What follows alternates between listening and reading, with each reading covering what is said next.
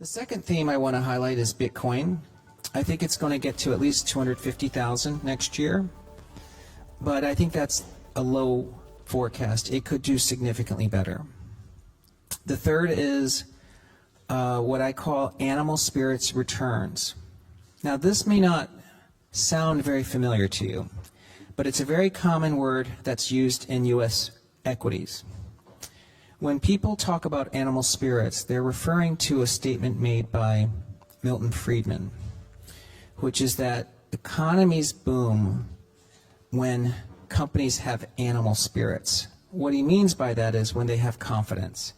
And it's this new administration, the Trump presidency, that is giving companies a lot of confidence.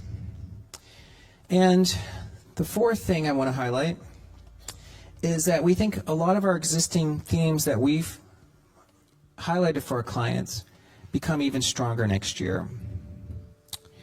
And this leads us to stock picking. Stock picking has done very well the last couple of years, but it's been mainly a result of picking the large Mag 7, NVIDIA, Tesla, Google, Meta, Netflix, etc. We think in 2025, stock picking is going to lead to many other names outperforming, and the opportunity, therefore, is for investors to find some of these names and see some very strong returns. Actually, I'm going to highlight this chart. You might wonder, what could go wrong? And I think that there's a positive wrong and there's a negative wrong. The negative wrong, meaning the risk to the stock market, I think, is actually going to be policy. We asked both our hedge fund clients, which is Fundstrat, and our retail clients, FS Insight, what they saw as the biggest risk to markets in 2025. And as you can see, 57% of hedge funds said it was Trump tariffs or deportations, and 43% of FS Insight. Investors believe the biggest risk to markets comes from the Trump presidency itself.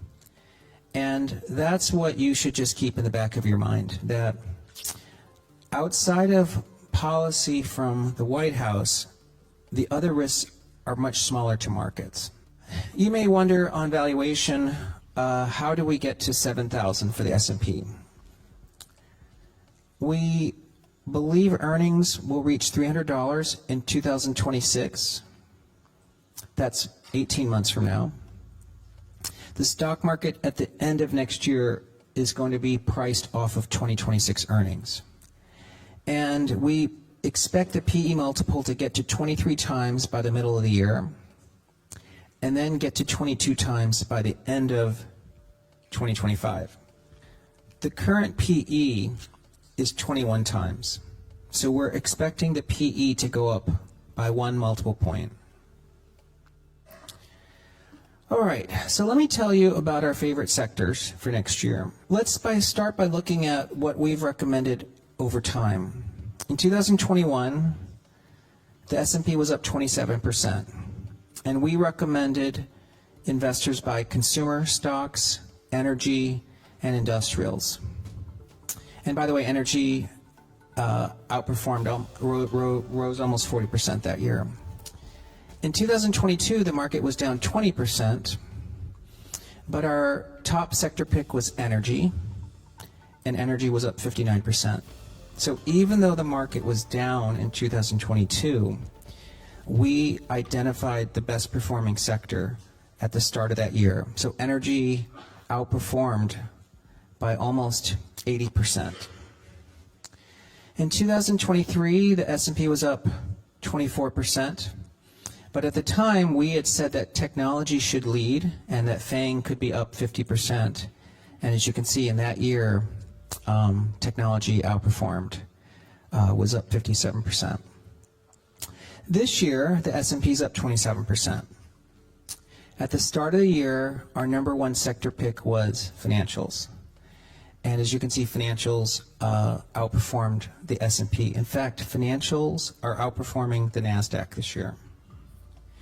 In 2025, our top sector picks are financials, again, so that's our number one sector, small caps, and also Bitcoin. So I would say our top calls, and we've had this call for some time, is that you want to overweight financials, small caps, and Bitcoin in 2025. Amidst the backdrop of global economic uncertainties, one voice rings with clarity and confidence. Tom Lee, a respected Wall Street analyst in a world where tariff threats and futuristic AI apps like DeepSeek stir the pot. Lee's advice captivates by the dip, he urges with enthusiasm, and Bitcoin takes the center stage in this riveting stock market saga. Second is that we have a much friendlier government landscape. Many of you who follow Bitcoin know that the U.S. has been hostile to Bitcoin for the last 3 years. In fact, the U.S. was essentially trying to wipe Bitcoin off and make it illegal to own in the U.S., but they were not successful. The Trump presidency is taking a very different view. Foremost, the U.S. actually wants to create a strategic Bitcoin reserve.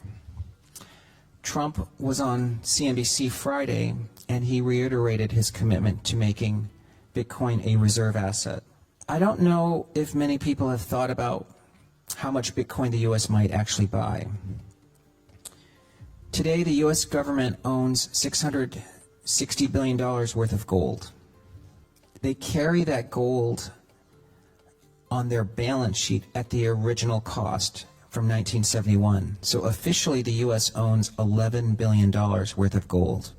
But of course, if they sold it today, it would be worth $660 billion. The U.S. owns 200,000 Bitcoin today. And in order to establish a strategic reserve, they've talked about increasing that total holding to 1 million Bitcoin, or buying roughly 800,000 additional Bitcoin at a cost of about $80 billion. The U.S. only has to sell 15% of its gold holdings to fund that purchase of Bitcoin. Well, this is what makes me think about this important chart. Today, the value of gold is $18 trillion. And the total value of Bitcoin is $2 trillion. If the U.S. is going to hold a strategic reserve of Bitcoin, it should own at least 10% of its value of gold in Bitcoin. That's about $70 billion worth. That's why I think over time, we have to think about where Bitcoin is going. As Tom Lee joins the conversation on CNBC, Lee radiates optimism amidst the chaos, urging investors to embrace the market's volatility, referring to President Trump's tariff threats. Lee likens the current situation to navigating political seas, a drug war rather than a full-scale trade assault. Cryptocurrencies, particularly Bitcoin, are in his spotlight. Lee assures that the cryptocurrency's future sparkles. Use this view for some time, but we believe Bitcoin replaces gold. I think many of you believe that too, because it's quite useful. And if that's the case, if Bitcoin had the same value as gold, it would be worth $950,000 today. And that's more than 10 times higher than the current price of Bitcoin. We think the price of gold will rise over time, and that means that Bitcoin probably gets closer to 2 million or more. Okay, so let me talk about animal spirits quickly. It really has to do with the Trump White House. He has been welcomed by U.S. equity investors because Trump is a second-term president, but this time entering the White House with the ability to create a completely new cabinet. That's very different if you think about it. Most presidents in the United States, when they have a second term, have an existing cabinet that they have to reconfigure. This time he's building that cabinet from scratch. Lee's forecasts and Kindle visions of Bitcoin soaring to 250,000 by the end of 2025. The future looks promising, he argues, provided one can endure the roller coaster ride along the way. He's looking at small caps, financials, and industrials for hidden gems. What I would call a dovish Fed. And I believe most people know what that means, but just to reiterate, a dovish Fed means the Fed wants to keep interest rates low and support the economy. Tom Lee's enthusiasm is contagious, painting a picture where savvy investors ride the waves of volatility. With January's market movements showing a promising start to the year, history hints at an upward trend, a beacon for potential gains with a median win ratio of 89%. Will Bitcoin be your next daring investment? Or are you setting your sails in a different direction? Don't forget to like and subscribe, and let's keep this bull run going.